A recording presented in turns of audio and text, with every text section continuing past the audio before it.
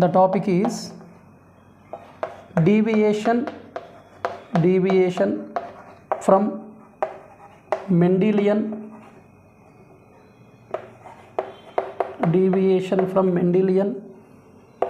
concept of dominance. Okay, so in this we are going to discuss about incomplete dominance.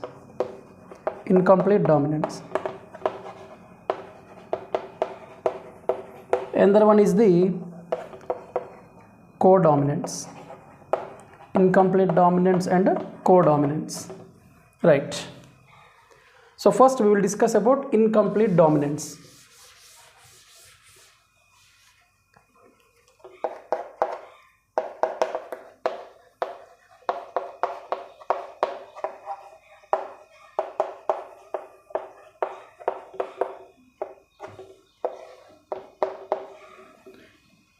When Mendel repeatedly performed experiments on different traits of pea plants, he observed that in this first he taken, for example, dog flower, also known as a snapdragon or Antirinum species. After performing several experiments on Mendel pea plants, later this incomplete dominance is observed in dog flower or snapdragon, also called Antirinum. In this, first what will happen, when true breeding lines of red color flowers and true breeding lines of white color flowers perform crossbreeding. Okay, crossbreeding occurs or cross pollination occurs, then here a new type of phenotype is erased. Okay, here all the flowers are pink. Because of this combination, all the flowers are pink. And when self-pollinated these F1 generation, first filial generation, then 25% is red, 50% is pink, and 25% is white. The ratio is 1:2:1. So this is the phenotypic ratio of monohybrid cross in case of snapdragon flower. Actually, according to Mendel so far performed experiments, the phenotypic ratio in F2 generation is 3:1. Whereas the genotypic ratio is 1:2:1, right? This is the phenotypic ratio and this is the genotypic ratio. Okay, but whenever cross pollination is performed between red and white color flowers, then pink color flowers are formed in F1 generation. So here, so far whatever the experiments performed by Mendel, either any of the parent or dominant is observed. Dominant color is observed in F1 generation. But here, other than parents, the generation which is obtained is other than parents. And at the same time, in F2 generation, we know that 3:1 ratio is observed. But here the phenotypic ratio is also 1:2:1. Phenotypic ratio is also 1:2:1. Both genotypic and phenotypic ratios are same. So if we draw this in the form of Punnett square or checkerboard, capital R, small r, capital R, small r, capital R, capital R, capital R, small r, capital R, small r, small r, small r.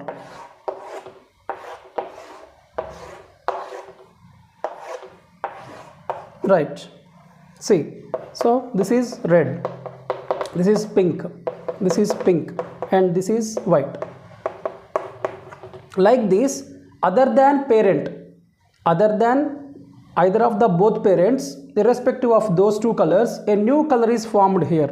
That is why here the phenotypic ratio is also changed instead of whatever the experiments performed by Mendel, instead of 3:1 phenotypic ratio, here the phenotypic ratio in F2 generation of monohybrid cross is 1:2:1. So here capital R is not completely dominant over small r, right? That is why this situation is arised. Okay, capital R is what we know, one allele is dominant over another allele, but here this is not completely dominant over recessive.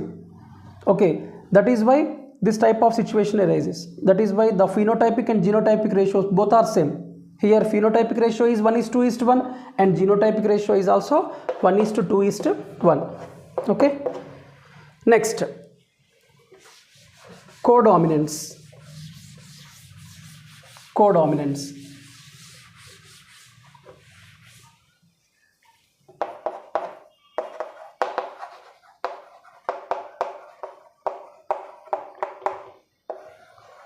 Right, so far what we discussed, generally whatever the F1 generation obtained, it consists of either of the parents.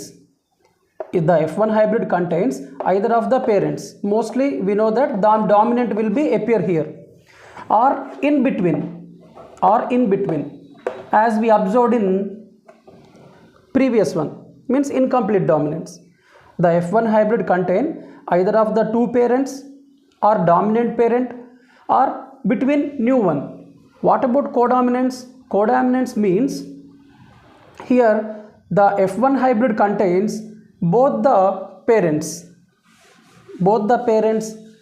are present, parent traits are present in F1 hybrid. So here the best example is the RBC cells that determine the ABO blood group,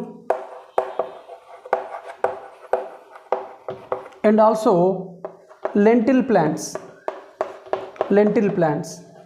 So these lentil plants are the legume plants which are pulses, which belongs to pulses family, and it is mostly growing in North America. So generally there are two types of lentil plants are there. One type of lentil plants are spotted type. The pulses are in the form of spotted, and another type of the lentil plants are in the form of dotted. One is the true breeding line of spotted, another one is the true breeding line of dotted. So cross pollination is performed between these two plants. Okay, for example, true breeding line of spotted and true breeding line of dotted. Okay, so that we know that CS, CD. So this is the parent, and from here we are obtaining the gametes CS, CD. So this is the F1 generation. Okay, and from this F1 generation we will obtain F2 generation. How the F2 generation? CS, CD.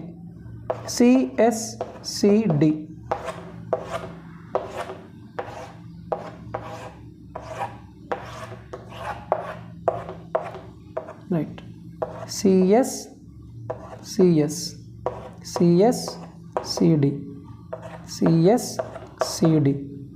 CD.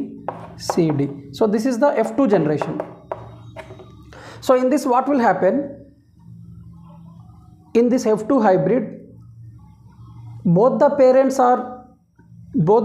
characters are seen in this F2 hybrid. Both the parent traits are seen in this F2 hybrid. So, and the phenotypic ratio and genotypic ratio are also same. This is 1 and this is 2 and this is 1. 1:2:1. This is the phenotypic ratio. And from this, here only we are going to know about a topic called pleiotrophy. What is pleiotrophy? Pleiotrophy means a single gene. Okay, mostly we know that a single gene show only one effect, but occasionally a single gene may show more than one effect. a single gene may show more than one effect, so that it shows it exhibits more than one character. Actually a single gene has to exhibit one character, but here in pleiotropy occasionally a single gene may show more than one effect, so that it can exhibit more than one character. That is called pleiotropy. And we can also take one example, one more example also we can take. For example, in pea plants, a pea plant which is having dominant homozygous alleles like this, and another one is the recessive homozygous alleles like this, and this is the one which produce big starch granules, whereas this one small starch granules are produced. Okay, small starch granules. And we know that whenever the F1 hybrid is produced from such plants, whatever the genotype obtained in F1 generation, we know that B capital is dominant, this allele is dominant over smaller one. That is why in this type of heterozygote, we know that the phenotype seems to be to produce big sized starch granules. But here not like that. Here what it has shown, medium size. Instead of big size and small size, medium size starch grains are produced. So it's mean what? It comes under the dominant allele is not completely dominant over recessive. That is why this is called incomplete. It comes under incomplete dominance. That is why dominance is not an autonomous feature for a gene. Dominance is not an autonomous feature of a gene. Okay, right. So this is about the incomplete dominance and codominance and pleiotropy. Okay, next, actually what is dominance, and why some alleles are dominant and why some alleles are not, are recessive, why some alleles are dominant and why some alleles are recessive. Okay, for example, here we have to take one example. A gene is there, we know that gene is a carrier of inheritance, okay, a basis for heredity. A gene that is having two alleles because of diploid condition, it has two alleles. Okay, because of these two alleles, we know already one allele is for the purpose of dominant and another allele is for the purpose of recessive. Okay, this is, for example, this is the allele which is responsible for the production of normal enzyme, and this is the allele which is modified. Okay, actually two alleles is there. One is the normal allele is there, dominant, which is always, another one is the recessive, which is nothing but the modified allele. Here this allele is responsible for the production of enzyme in the form of normal or low or inefficient enzyme, or low sufficient enzyme, or non-functional. It does not produce any. It may produce enzyme, normal enzyme, or it may produce non-functional enzyme, or it may produce no enzyme. So like this, the modified allele is, because of this modified allele we are obtaining the various new feature. So in case of this one, which is always showing the normal enzyme, normal production, that is what we call as dominant. When we observe the phenotype, we generally call it as, which is repeating, we call it as dominant, whereas which is obtaining in the middle, we call it as the modified allele. Next, inheritance of more than two genes.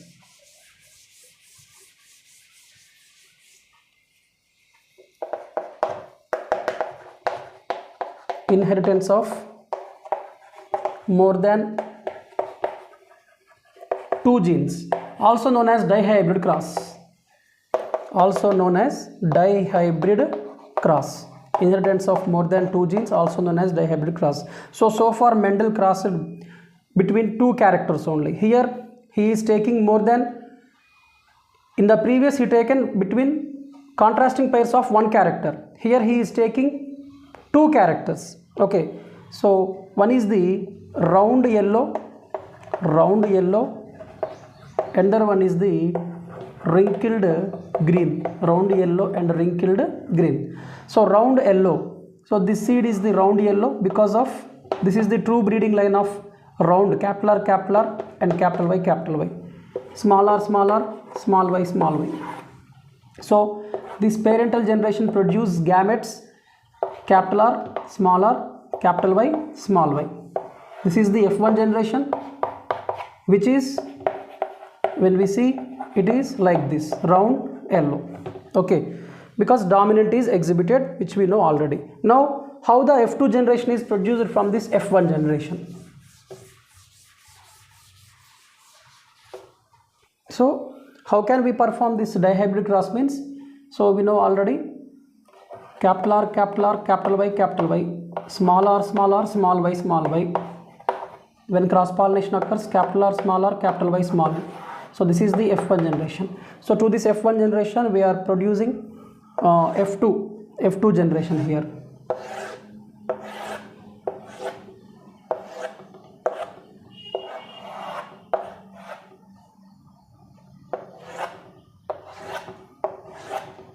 Right, so here capital R, capital Y, small r, capital Y, capital R, small y, small r, small y. Okay, so when we perform self pollination between these, right, see here, capital R, capital Y, capital R, small r, capital Y, capital R, capital Y, small y, capital R, small r, capital Y, small y, capital R, small r, capital Y, small r, capital Y, capital R, small r, capital Y, small y, small r, capital Y, small y, capital R, capital Y, small y, capital R, small r, capital Y, small y, capital R, small y, small y, capital R, small y, small y, capital R, small r, capital Y, small y, small r, capital Y, small y, capital R, small y, small y, small r, small y, small y. Okay, so if we observe here, round yellow, how many are there? Round and yellow, 1, 2, 3, 4, 5, 6, 7, 8, 9. Okay, 9. So round yellow, 9 are there. Next, what is this one? Wrinkled yellow, how many are there? Wrinkled yellow, 1, 2, 3. Okay, this is the wrinkled yellow, 3. Next, round green, 1, 2,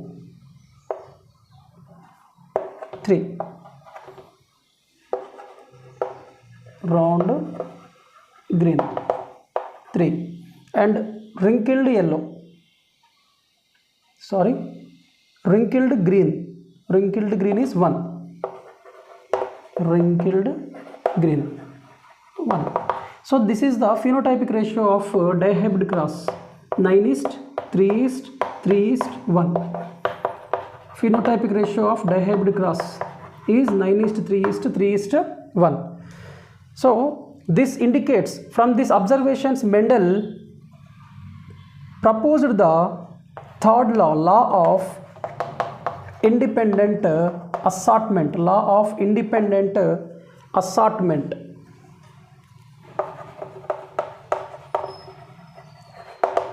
What is law of independent assortment is, actually we know that two types of seeds are there. One is the round yellow and the one is the wrinkled green. But here a set of two more varieties are obtained. Okay, round yellow we know, wrinkled green we know. When we obtain two sets, one is the wrinkled yellow and round green. It's mean what? This is called law of independent assortment. Two pairs of traits, when two pairs of traits are combined in a hybrid, when two pairs of traits are combined in a hybrid, segregation of one pair of character, segregation of one pair of character is independent, segregation of one pair of character is independent over other pair of characters. Okay, so this is called law of independent assortment. When two pairs of traits are combined in a hybrid, segregation of one pair of characters is independent over other pair of character. This is called law of independent assortment. We will discuss about another topic in the next class.